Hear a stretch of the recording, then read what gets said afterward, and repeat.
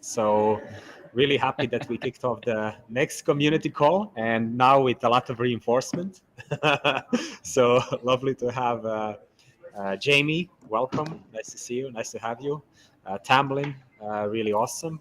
And Tom, always having your support. That's the very important. I learned so much from you. So really happy, actually. You're welcome, Anton. You're welcome. Welcome, Jamie, and welcome, Tamlin. Nice to be here, Tom. Thanks. Pleasure, actually. And I think, I just usually what I do is I just double check, like, how are we progressing on the social media? Like, did it kick off that we have the event? Is it up and running live or not yet? Oh no, we are live and kicking. So very happy to do that. And then just to say, today we have so many nice people here on the community call, Jamie and Tamlin. We're going to speak about some very interesting things that I can just hint about is, kind of how can you manage your treasury, or how should a DAO manage its treasury? What kind of principles and values should a DAO use when it does that? What kind of values we should be having as an industry, as a movement, when we actually manage assets and manage our treasury? So I'm super excited about that. And also, as a kind of high-level hint, Jamie will present something super, super interesting, in my view. It's around no pressure, Jamie. No pressure, by the way, but for me personally. But I'm sure now for the whole community as well, super interesting about how you actually enable people to receive a specific P&L profile through a very specific loan structure. Let's say it like that. It's super important, actually. Not a lot of people know about it, but I came from the hedge fund industry, so now a little bit about it. But I think it's awesome what you're going to present. And yeah, so this is Tom. I don't know. I want to pass the word to you. I know you also have some news for us, and then we can slowly kind of get into the groove of the presentations from Jamie. Sure, Anton. Well, welcome everybody. Welcome the viewers, whether you're watching this live or whether you're watching this on the replay. Thanks for tuning in. One of the things we always ask people is if you have questions, please ask them and we'll answer them during the show here. And if you have a replay, if you're watching on the replay, please drop it in the comment. Anton is the master at responding to comments as fast as he possibly can. And if he can't get an answer, if he doesn't know the answer, obviously he'll ask the rest of us for an answer. A lot of times this call is only about the community and how we're building the community. I'll have a few comments about that later. But today we're going to go over more about some of the products and how the structure that's going to work, which is getting into the guts of getting the SwissAssetDAO operating and running along those lines. And Tamlin and Jamie are going to help with that. I'm going to be the guy that fills in between other people when they're getting their screen shares and all that, and hopefully give you some good information about things coming up in the social media world between what Anton and I and really everybody else in the program are doing.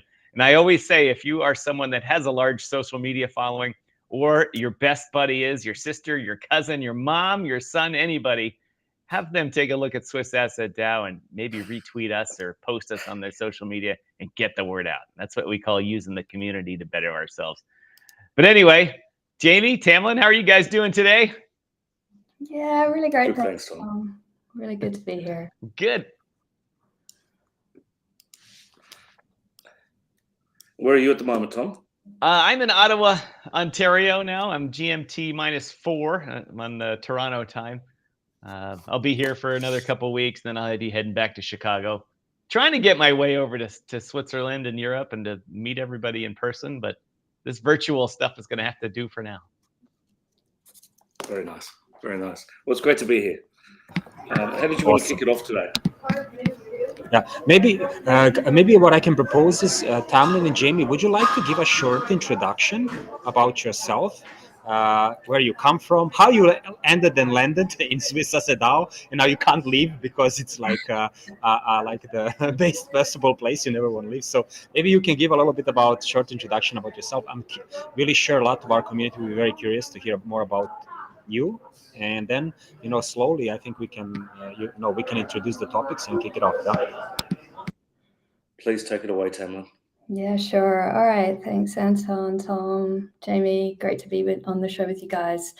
So yeah, a little bit about me. My background was at university. I did applied maths and option pricing and all of that kind of geeky stuff because I heard that there was some fun stuff to do with that over in the kind of real world of industry. And then I ended up working as a commodity derivatives trader for going on around 15 years. I worked in kind of doing structuring really big deals that had lots of, weird, structured products and embedded derivatives and all of this to help protect, big assets that were essentially suspended in a very volatile market environment. And then I also ran my own, or co-ran with some guys, a proprietary trading company that managed between 70 and 100 mil AUM. And again, we had to think a lot about how do you manage treasury? How do you manage capital base really responsibly? I ended up coming into the crypto world in 2018. I helped get a project off the ground that was designing how to do derivatives markets and how to build software for derivatives markets to run in a decentralized way. And so I've been very interested, I think you could say, in self-sovereign asset management. That's something I'm very passionate about because I think that it's the way that you level the playing field between small, medium enterprises and large enterprises, or the developing world and the developed world, for want of a better word. So yeah, that's a bit about me, and looking forward to having a chat with you guys about treasury management today. Thanks, Tamlin. Hi, guys. Jamie O'Malley here. I'm an Australian based here in the Netherlands. I've been here for 9 years now with my family. I think my career in a nutshell is more than 20 years in banks, working here in Europe, in Hong Kong, lived in Singapore for 5 years, and back in Australia, always looking at structured products, structured finance, capital management for the banks, securitization, tax arbitrage deals, lots of boxes and arrows and sort of cash flows moving around and security structures and those sorts of things. I found crypto or digital assets in 2019, towards the end of 2019. I sort of got invested and actively trading in that space since then. But from a career perspective, I joined a loan tokenization startup. And I worked on that for a couple of years. I think that provided a nice sort of crossover between the structuring background I had and sort of this new digital asset thing that I was sort of getting used to. Since leaving that loan tokenization platform, I've been helping out a few startups and, have come across Anton and Michael and the rest of the gang here on SwissAssetDAO. And I'm sort of back to, a bit of structured finance over here and a bit of digital assets here, and sort of right at that intersection point, which I find kind of interesting and I think a nice use of my skills. So lovely to be here, and let's kick it off. Awesome. Yeah. So first, thanks a lot, Tamlin. Thanks a lot, Jamie. For everybody who is wondering how come SwissAssetDAO is such a star, I mean, a rising star in the DAO RWA ecosystem, is because the people like Tom, like Tamlin, like Jamie. So really, I want to thank you again for supporting us behind the scenes, really, really a lot, actually. But now on the scene. So let me put somebody on the spotlight now. Tamlin or Jamie, however you prefer, whoever would like to start first. I'm super big fan of both of your topics, but I leave it kind of to you, whoever wants to kick it off and kind of introduce to our community, which is quite sizable, I have to say today, and that we learn a bit more. Yeah. Well, Tamlin, please, it's your honor. All right. Take the knife. All right. Great. So I've got a few little slides I wanted to put together, which I will share on his screen now, I believe. And really what I wanted to talk about today was treasury management at a very high level, but really sort of frame the challenge of treasury management, let's say. And as I said, this is something I've thought about and done, I suppose, in the traditional finance world in rather kind of complex, volatile situations, and then done somewhat here in the kind of crypto world. And it's something I think a lot about because I'm also helping design treasury management tooling, particularly around self-custody for organizations. So I'm really keen to kick this off. Is it shared yet, Anton, the screen? No. No, if not, what I can do, if it doesn't show up fairly soon, what I can do is I can share it from my side, and then we just ran with it. Oh no, I was You can asking try you to once share more. from your side because I definitely can't share on my side. Ah, okay. Yeah. Okay, that's good. great. But then kick it off. Awesome. I'll do it in a second. Cool. Window. Here we are. Already ready, by the way. So Amazing. you need to tell me. Okay, and This just is give me the 1 first second. slide. If you scroll up, let's go. Yes. Let's go first slide and let's do view. Or how do I go full screen here? Let's see. Once This is again, we can Anton's put men on the picture. moon, and sharing the screen, sharing screens well is different every time we try. Here we are. Here we are. Right. Here we are. Tell me if you see it. Awesome. Awesome. So what I thought I'd kick off with here is just a really simple principle, and yet I definitely found that it isn't necessarily well articulated or well understood across the board. And it really comes down to if you are the treasury manager, whether that's because you're on the board or you're the CFO or you're the treasury manager of a DAO, whoever is helping essentially manage the treasury, there's a hierarchy of needs. And at the very base hierarchy of the needs pyramid is the need to keep the treasury safe. That's all about protecting the principal. So in traditional finance, you spend a lot of time, really making sure that you are potentially diversifying where you keep your assets and your money. So you might open multiple bank accounts, and for obvious reasons, as we've all seen over this last year. And so there's also a lot of work done on who has control of those assets and in what circumstances they would be able to freeze your assets or seize your assets or even have one of your staff members steal your assets. So everything about keeping your assets safe is the most fundamental principle. And so obviously in crypto that translates to, for digital assets, choices around how you custody your digital assets. So there are many choices out there, and we'll cover those on a later slide. But that's all about that base hierarchy, that base need in the hierarchy. And then above that, and also related to keeping your treasury safe, is really risk management. So how is your treasury going to be used? And what are all the guards and controls that you're putting around that? So that will always come back to what the purpose of the treasury is there for. And what either your investors or your company or your DAO or however, whoever's treasury this is, how that treasury is going to be used. And then above that risk management layer is the actual portfolio optimization. So how are you making sure that your portfolio is working for your organization in the best possible way? So I like to think of this hierarchy of needs in terms of treasury management, because I think getting the base layer right, at the moment, what will often happen in crypto is you might sacrifice some of that security layer because you really want to deploy and use the treasury sort of actively. And it's difficult in crypto to say have all your assets in a cold storage and then be trying to actively use them. And so this has become quite a hot topic in the last couple of years.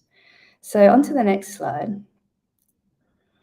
So in both traditional finance and really emerging in crypto and DAOs as well is this notion of policy frameworks. So it's up to really the board or the treasury managers to develop this a series of policies that reflect what the desires from a risk management and from a deployment of the treasury perspective is, and how you might stay compliant, or how you might operate within the laws of your jurisdiction or whatnot. And so there's usually a raft of policies that an organization will develop. So this might be like an investment policy, which is specifying who's authorized to make trading decisions, what types of trading activities are permitted. That's an example for quite like a fund or quite an actively managed organization. You'll have market risk policies that dictate how much essentially market risk you can take in your portfolio, and there are metrics like value at risk and earnings at risk that help the portfolio to be measured and analyzed against the potential market risk and negative P&L in the future that you might endure as a result of your trading activity. There are different other policies. We've touched on custody policy, valuation policies relate to how you might, the methodology by which you might actually value the crypto assets held in the treasury. There's credit risk policies, which people are becoming increasingly more aware of the need for. Liquidity policies, collateral management, hopefully you guys get the gist here. And really, the purpose of articulating policies is fundamentally so the organization is all on the same page, from investors to the board to the people running the day-to-day operations. And usually from the policies, a set of procedures will be created that allow the day-to-day running and operations to reflect back the desires of the organization itself. Okay, so on to the next slide. So here is a basically looking again at that hierarchy of needs. There's a whole bunch of essentially decisions that a treasury management team is going to make. We touched on, custody. So how are we going to custody the digital assets? Are we going to use smart contract wallets like Gnosis? Are we going to use a centrally managed sort of shared custody model like Fireblocks? Are you going to have an MPC protocol that allows, or a multi-signature protocol that allows 3 out of 5 people to be able to sign? How are they defined in the system, and how do you rotate or change that signing group if somebody leaves? How do you deal with account recovery if all of those people suddenly disappear? What happens to the assets? And how do you stay compliant as well? So the topic around custody is a really extensive one. I'm really happy to share with our Treasury Management Group and with the wider group a bunch of research that I've compiled on that. It ultimately comes down to a choice based on your specific circumstances. In terms of risk management then, the risk management is really going to be defined by policies and controls that are put around your assets. You can think of it as wrapping around your assets. So who has access to what money? How can they spend it? That signing scheme comes into it as well. There'll also be like portfolio quant metrics that you'll want to set up and monitor and make sure that you understand what the real risk of your portfolio is, which is not as easy as it sounds, particularly for, as we know, for illiquid assets. And if your assets are sitting on in a particular DeFi protocol, and there's sort of wider systemic risk that can arise from that. And so being quite meticulous and articulating and specifically documenting all of your risk management approaches is really useful and important. And then, of course, portfolio deployment, thinking about what do you need to do with this treasury? What trading venues do you need to open up access with, whether they're DeFi or CeFi or OTC desks or however you're working. Probably, to be honest, the more lines you have open, the better in a lot of ways, because it gives you more choice in the moment and more access to pricing. Then, I won't go through all of this, but basically the idea around, portfolio tracking and making decisions around capital efficiency for representing a particular view that you might have. You might use a derivative that has a more capital efficient way to achieve that. But then, of course, there's different risks. So making sure that you understand those risks. So yeah, that's kind of just a very sort of quick overview of all the things that a treasury management group I would expect to discuss and make decisions on. And of course, it's a continuous evolution. There's no what might be right for the DAO now might not be right for the DAO in 1 year's time. And so I think it's really important that that's understood. The treasury management is a living and changing sort of evolution, let's say. So yeah, I then wanted to just go on to the last slide and just to say that the SwissAssetDAO would like to, Anton has sort of mentioned that it would be great to kick off a Treasury working group. And really the idea around this would be to, first of all, identify the role of the Treasury itself, of the money, what's coming in, what's going out, what's the purpose of the Treasury. Then think about an appropriate organizational structure to manage that treasury. So is it one treasury manager? Is it a group of treasury managers? How often are they voted in and out? What's the governance in inverted commas, really? What's the governance of this entire treasury? Articulate those DAO treasury policies that we talked about, and that will help with making decisions on all the different tooling, and then establish accountability, transparency, and reporting, because obviously that's incredibly important in a DAO and actually in any organization. So that was just a very quick overview of treasury management in general, and we would love to kick off a DAO treasury working group next week. So please could people join and come and have a voice and come and have a say. And it absolutely, in my opinion, doesn't matter if you've never done any of this before. Those fresh eyes are fantastic. Asking the simple questions is often like the most valuable. So that's all from me. I see a few questions or comments. I'm happy to pick up on any of those directly, or we can follow up later. Awesome, Tamlin. Yeah, and really, first of all, thanks a lot for sharing your thoughts and the presentation.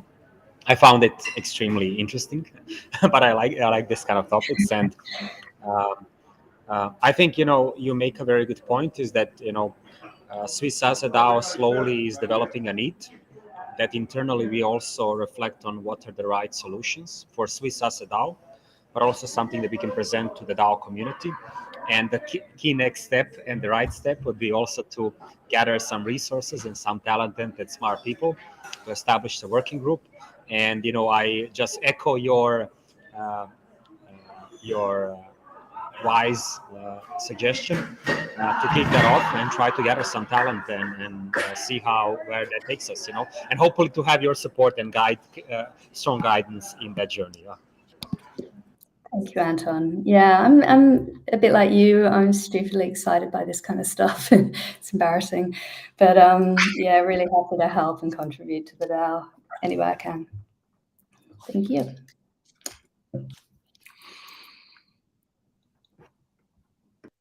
I got to ask before Jamie gets started here, Anton, what exactly is going on in the background? I mean, is your real life job washing dishes at a cafe? Because it's the loudest. Your microphone is excellent at picking up the background noises of wherever you're working. So to tell you honestly, I sat down basically in a place where they serve drinks and coffee, and I said I need a place where I can plug in my power adapter because my laptop will go out. And they said, sit down next to the kitchen. It was a smart idea because there's a power adapter, but that means you hear everything that people are eating and drinking. So that's basically what you get from me, actually. But I'll be mindful. Thank you very much. You texted me privately and said, Anton, stop it with the microphone. Thank you. Just a little enjoyment after the treasury management. But thank you, Tamlin, for that. I'm new to I'm my management sticks around checkbook management, and and I have a little bit of background of business checkbook management, but not in an aggregate of other people's funds. And so it's interesting to learn about managing that and the processes. And I'll be especially interested to learn when we get into controls and things like that. Because one of the things I do is I report on scams in the market, and my show Rugged, Ruined, and Wrecked, which I'm blocking the logo, goes upon treasuries getting wrecked and looted of all their money mostly because of bad management, not really because of hacks. While those happen a lot, mostly it's the management side of it being lazy or doing dumb things and having their money either stolen or just taken by an insider.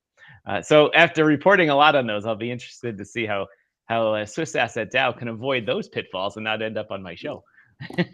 Well, we definitely need you in the Treasury Working Group then, because it's all the weird and wonderful attacks that people have done, or stupid things, or bad management. We want to, tighten up, make sure that's not us. Love it.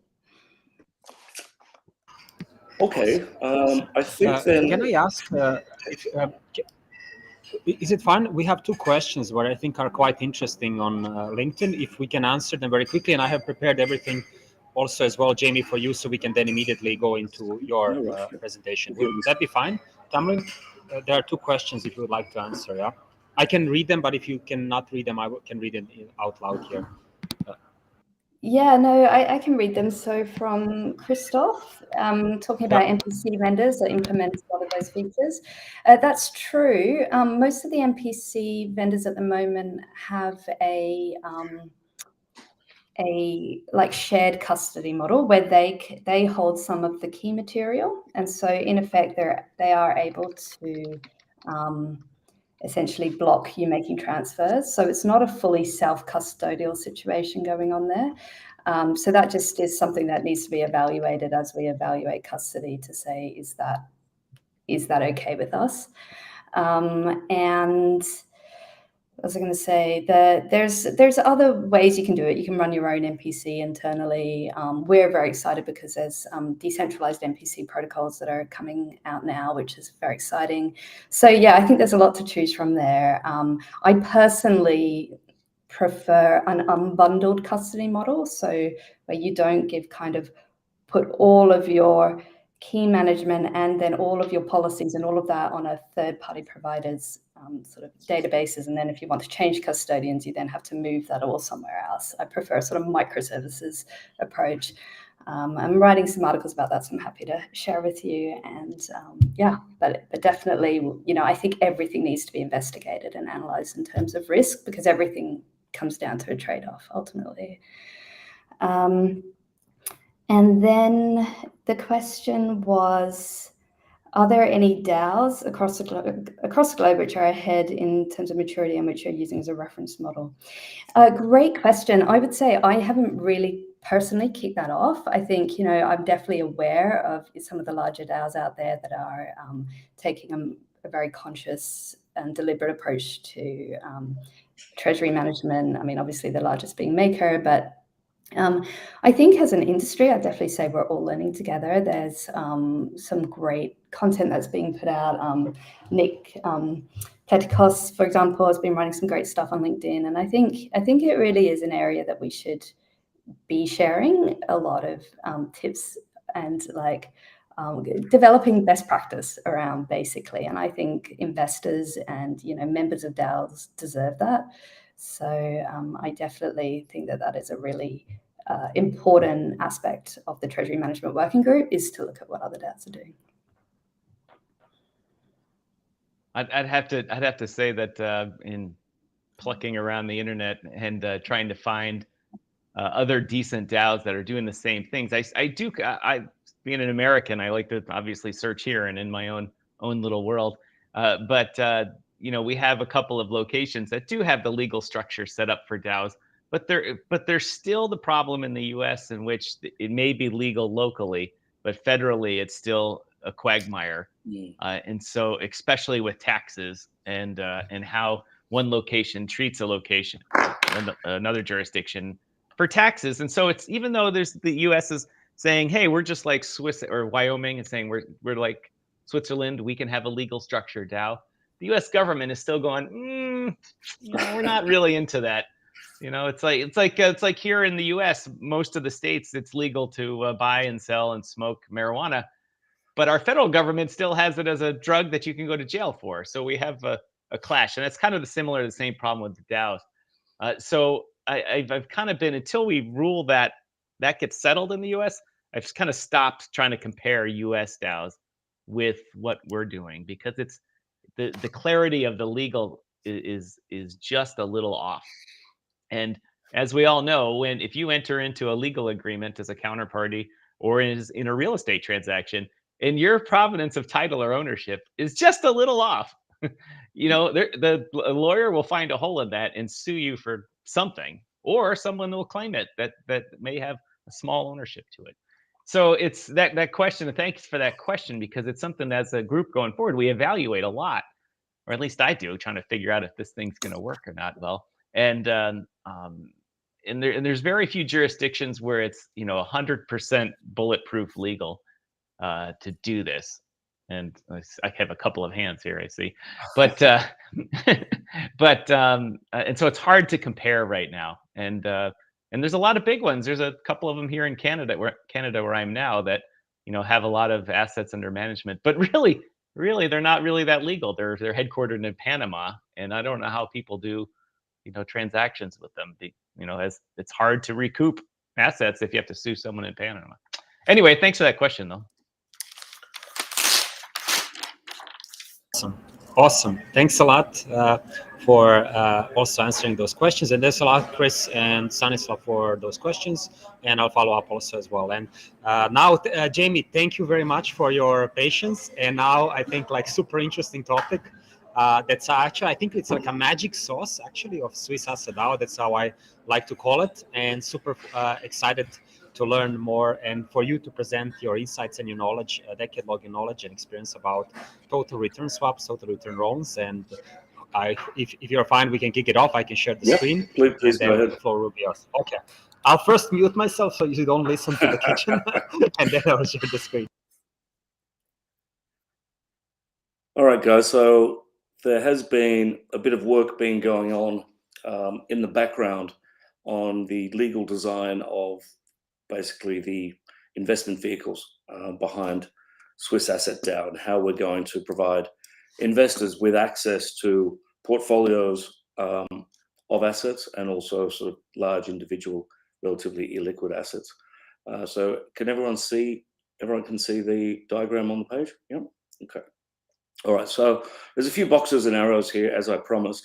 I'll just take it from the left here and just sort of introduce the individual parties. On the left, you'll see investors 1, 2, 3, and 4.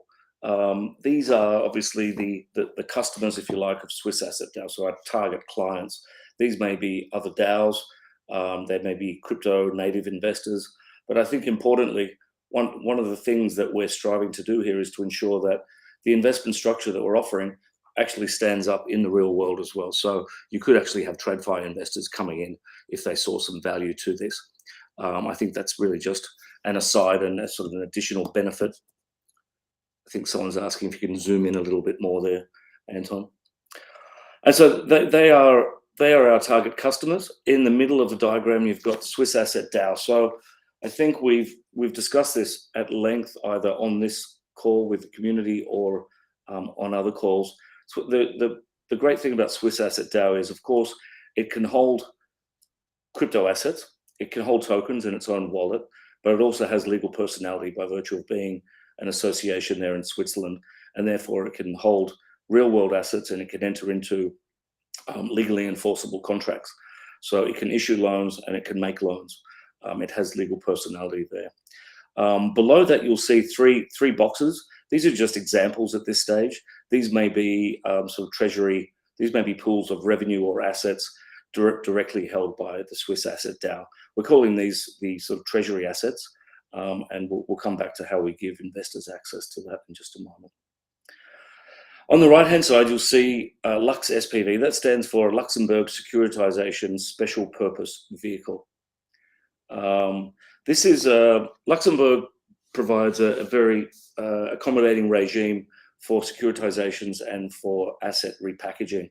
So this is a sort of technique that's used a lot by investment banks and asset managers, to family offices and others, to sort of get an asset profile that they desire, and to also facilitate securitizations. The key thing with a Luxembourg securitization vehicle is that under Luxembourg law, you can open new cell, so a new compartment within a Luxembourg SPV. And the benefit of having your own compartment is that it's legally ring-fenced. So to give you an example of what that means, you could have a Luxembourg SPV here with 3 compartments. I've got cell 1, 2, and 3 in the diagram, and what you can put different groups of assets into each of those cells, and each of those cells operates as if it was its own company, so that there's no ability for sort of bankruptcy of one cell to affect the other cells. The benefit of this is that you don't have to open up a new company each time. It's quite scalable. It's very well trodden technology in Luxembourg, and it's used by all the banks for securitizations and other things. So it's very much institutional grade. We're not sort of reinventing the wheel here. In fact, we're leaning on some very well accepted sort of TradFi techniques. So what does all this do? What we're trying to do is we're trying to give investors, investor 1, 2, 3, or 4, access to an underlying asset profile that they desire. I think we've generally kind of discussed the broad range of real world assets that we're talking about here. I guess it's everything from loans, trade receivables, custodial assets like shares and treasury bonds. Then you've got things like commodities or commercial real estate, or even residential real estate. I think there's a huge range. There's a whole bunch of things I left out there, but we're trying to come up with a structure that will accommodate most, if not all, of those different asset classes. Now, as DAOs professionalize their treasury management, so let's just assume that investor 1 is a large DAO here that's looking to diversify its exposure away from crypto native tokens. It's looking to get access to non-correlate to assets that are not correlated with sort of the crypto market cycle. Maybe they're interested in the sort of risk represented by European SME loans, so small and medium enterprise loans. So it's sort of a typical asset class that people originate. They create portfolios out of it, and it spins off a lot of cash. It generates a lot of yield. The originator of these sorts of loans can assess that risk. So that's a classic sort of asset class that you might put in the Luxembourg SPV. I've got this red arrow that you can track through the diagram here. So investor 1 wants exposure to, let's say, a loan portfolio, and the loan portfolio would be housed within cell C in the Luxembourg vehicle.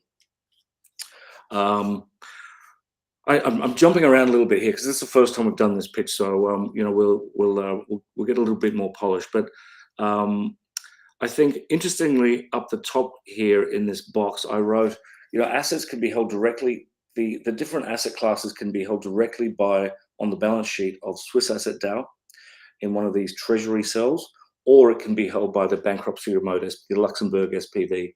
And it's really the features of the asset, I think, that will sort of determine where the best home for that is.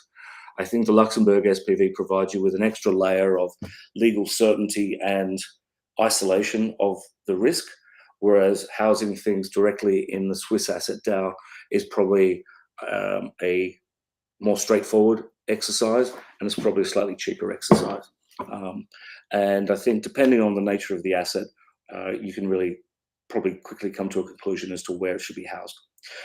So let me just quickly take you through all this. This is, I'm sort of conscious that, there's probably a few things going on in this diagram, and we can nail down the details going forward. This is to give you an idea that we are doing some things behind the scenes. The investment in SPV Cell C, the red arrow on the left-hand side, this is an instrument that we have designed to ensure that it is not a security for Swiss security law purposes.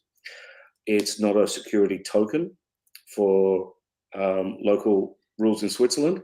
And I think it's not a utility token. I've been warned by my Swiss friends that these are areas that are to be avoided where possible. So we've come up with what we're calling a total return loan.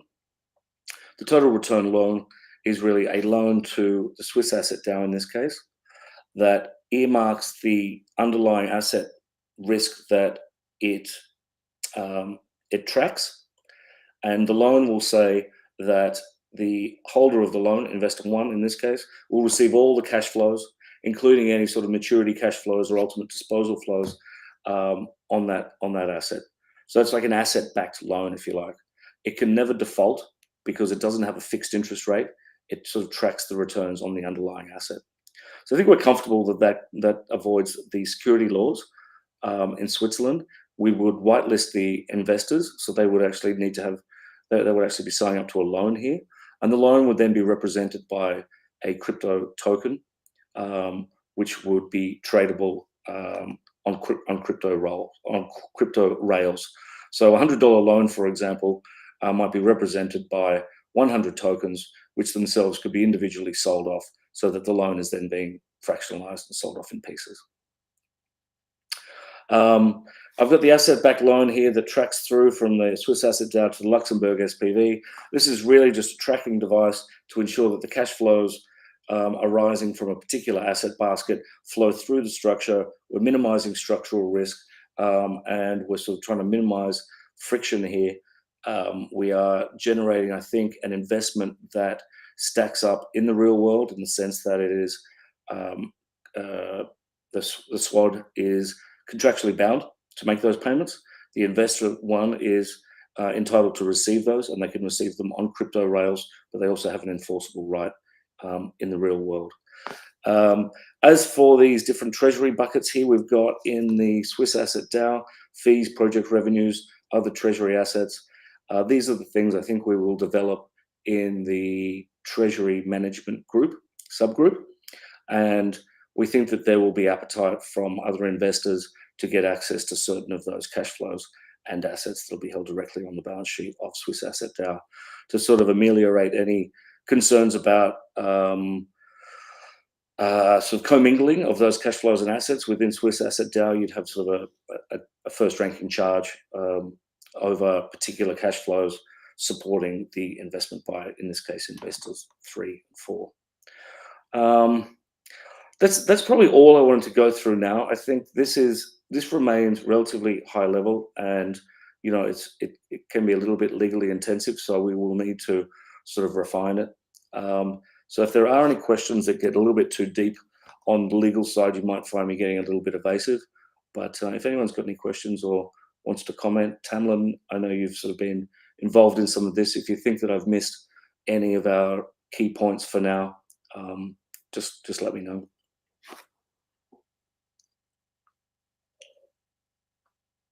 Is everyone still awake? Awesome. Yeah. So I am definitely awake. We're here. You see Tom dozing off there. No.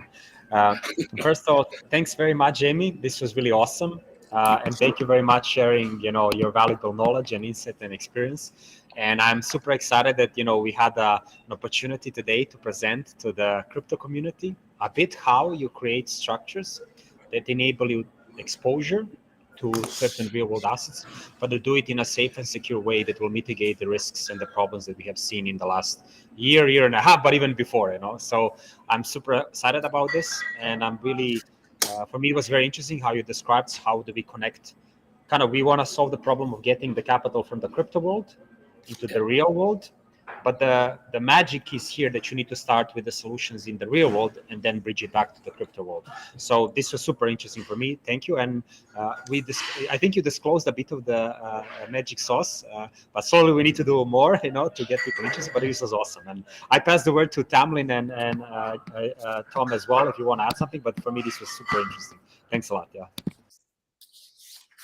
I think that in processing it in my mind how it works, so we stay legal and out of the securities laws, was a little confusing for me at first. And in fact, in a meeting yesterday, I guess it was in the legal Workstream yesterday, was talking about how it would be nice if we had a written example of how the flow works. And then today on the show, Jamie shows up and has a nice written flow, and I understand it now. I see how the Luxembourg SPV, as an example, would own things, and then to get around the issues of loans and I still was wondering about defaults. I'm like, that's a big problem.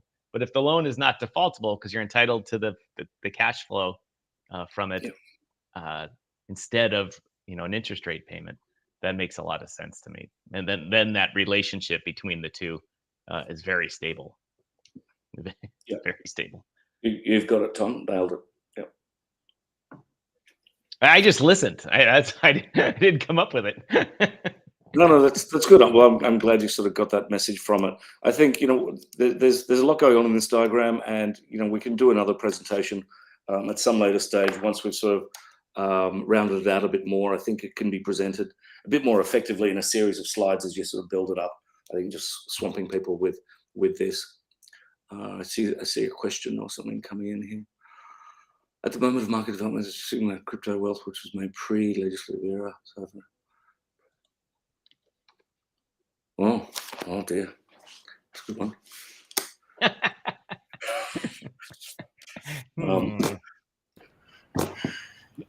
Yeah, maybe I can just kind of add. So there's a question. Yeah. I think there's a question in the sense like, how do you onboard assets in the end to SwissAssetDAO, but the end actually into the directly into the SPV that holds the assets, the real world assets in the end. And just want to say is that we have to there abide with the laws and legislation. I think both for us as an entity in Switzerland, but also in line with the legislation and the AML legislation in Luxembourg, where the SPV is, and perhaps as well with where the service provider who will actually enable to purchase the real world assets. So we have to, manage this process. And I have seen this, in my previous startups, where both on the crypto exchange, where it was very much retail, you need to onboard in line with the Swiss Banking Act, actually, because we're operating in Switzerland. And likewise, we operated there under the legislation. You need to know who is your customer. And in the end, you need to have demonstrate that you have done your due diligence, that you know where the assets come from. So this is a key matter for SwissAssetDAO to stay within the line of legality or legal terms. But I think this is maybe a very specific question from the audience that we can follow up later on. Yeah. Yeah, and I would add to that I in a lot of the things that I work with, I see the same problem, is that people don't, they have that money that they don't know where. They can't prove where it came from easily. But eventually everyone's going to have to pick a place to declare it and say, all right, I'm legal. Obviously in your home jurisdiction, you have to come to terms with the tax man at some point, and declare it. And what a lot of people are doing now is trying to pick their jurisdiction in which they make it a legal source of funds. And I guess someday we'll have a tax working stream to see how investing in SwissAssetDAO could aid you in your taxes. But because we're potentially have people from many jurisdictions coming in, that's I would say a lower priority for us now than later. But that's a good question. If you could pick a spot to start declaring your money, and we were that place, that would be great. But the KYC AML rules right now are pretty tight. And in Switzerland, they get tighter every day. Cool. Thanks a lot. So I think, first of all, today was an awesome experience for me. I want to really thank again for taking the courage and the time to both Tamlin and Jamie and sharing this. I think we're really now diving a bit more into what SwissAssetDAO is all about. And when you see the sophistication, the experience and the insights around the technology to use for the right, problems and solutions and challenges, I think now the community is getting hopefully slowly more and more comfort and confidence and trust into what we're doing at SwissAssetDAO, because we really take this very, very seriously. And the immense of knowledge that is on this today community call that we have is really, really inspiring for me and motivates me even more, that we work harder and harder for SwissAssetDAO to achieve our vision. So really just want to thank all of you for, presenting. It was awesome. Really, really was awesome. Thank you very much. Thanks, guys. Pleasure, Anton. Good to see you. Thanks so much. Thanks, everyone. Okay. Cool. Awesome. So I think we can slowly, I think if I don't see any further questions, if ones have, but definitely, we'll be continuing with further community calls Yeah, we are now hinted at the kind of next step is actually to create a treasury working group. So, inviting all the community members, to roll up the sleeves and, please let us know if you'd be interested to learn more about it. So we have some really interesting members in our community, which I will proactively ping myself, by the way, to get them on board, and really looking forward to it. Yeah. So this is a little bit from me, and thank you, everyone. And thanks, Tom, as well. Good. I've got one more. Maybe you can share as well. Yeah, I got one more thing to talk about. While this was talking about treasury management, I always like to talk a little bit about the community building aspect, and I'll be quick about it. As many of you know, I do a morning show called DYOR Live, and I've listed, as I say to the guys, they owe me 1 beer for doing this, listed SwissAssetDAO as the official DAO partner and sponsor of my show. And tomorrow morning, UTC -4 at 10 a.m.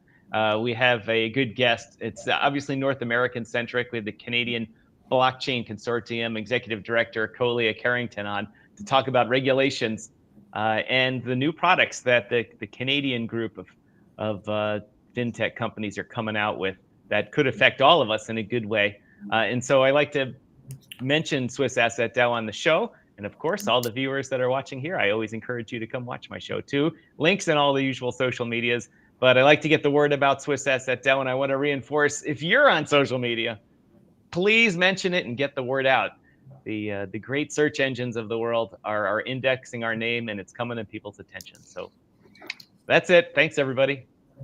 Awesome. Thanks a lot, Tom. We will definitely join in. And also, just to mention, tomorrow I'm again on INX podcast to talk about real world assets and SwissAssetDAO. So we are we're attacking the crypto community from all angles, but we need everybody's support, and really thanks a lot today, everyone, for joining. It was really awesome. And hopefully the kitchen wasn't too loud at the beginning. It made me hungry, that's for sure. You're just in time to help with the dinner seating. So good luck. I'll have to wash the dishes now, I think. He's got his white apron on underneath the video camera.